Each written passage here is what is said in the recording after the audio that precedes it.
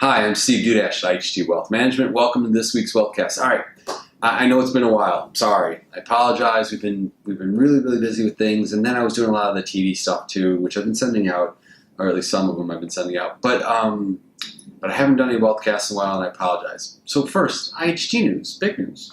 In the last 60 days, we've opened offices in San Diego, Scottsdale, Vegas, Dallas, and New York City. And I feel like I'm missing one in there, but you get the point. We've been opening up a lot of offices. We're now in 11 different states. We have 20 different offices. It's been great. So that has been taking up some time. I apologize. Part two, though, the stuff that matters to you guys. And a few things I just want to touch on. News that are starting to come out and are going to come out more during the summer months, and just want to touch on them. One, Italy and Spain and some of the election things that are going on and what it means to the euro. Guys, don't read into this one too much. This isn't like what took place a couple years ago in Greece. Italy forms a new government like every other year. They've had 90 of them in the last 100 years or something crazy like that. This isn't Greece. It's just not. So don't get too hung up on it. You're going to see some flashy headlines. If the markets pull back on those flashy headlines, those are buying opportunities because nothing's really going to come out of it. Spain, there's a little bit more meat to that, but their economy's smaller.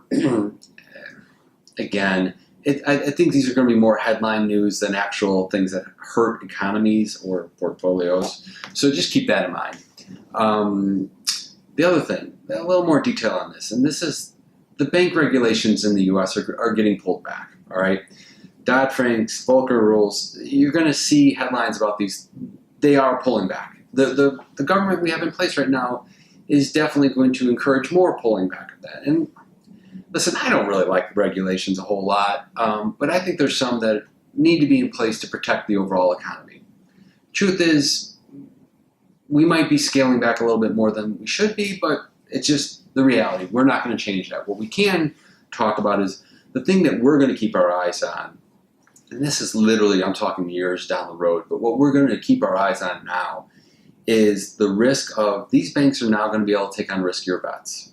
That's going to happen. Do they do a lot of them? I mean, they got a lot of cash in hand right now, so it's not necessarily a terrible thing, but are they going to do a lot of them to help their balance sheets, which is going to make their competitors then do a lot more of them to help their balance sheets? And are you going to see that tit for tat? Are you going to see that escalation taking place? And if so, you know, that's what happened in 05 and 06 and 07 that led to 08.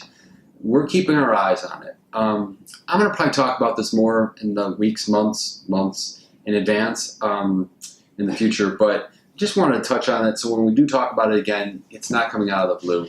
It's something that we're keeping our eyes on. It's something that we have concerns about, and so we're going to watch it. So I hope this helps. I hope you have a nice weekend too. Call, email, Twitter, whatever is your way of communicating with us anytime if you ever want to talk, and have a nice weekend. And I promise we're going to do more of these. I'm sorry.